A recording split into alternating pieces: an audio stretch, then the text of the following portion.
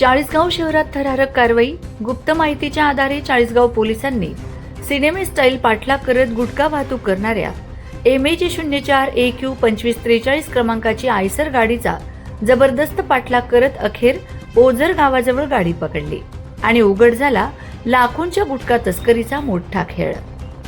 या कारवाईत तब्बल 49,75,000चा मुद्देमाल जप्त करण्यात आलाय.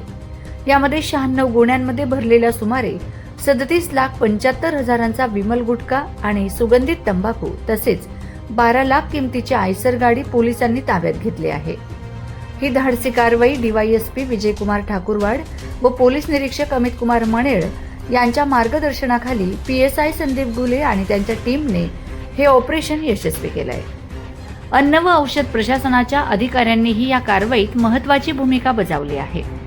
दरम्यान या प्रकरणी वाहन चालक गुजरातमधील नवसारी येथील शेहजाद अहमद याकूब मोहम्मद याला पोलिसांनी अटक केली आहे. सध्या या संपूर्ण प्रकरणाचा पुढील तपास सुरू असून PSI संदीप घुले तपास करीत आहेत. गुटखा तस्करी विरोधात पोलिसांची ही कारवाई आता चर्चेचा विषय ठरते. Anand Gangurde, India sting news, Chalisgaon.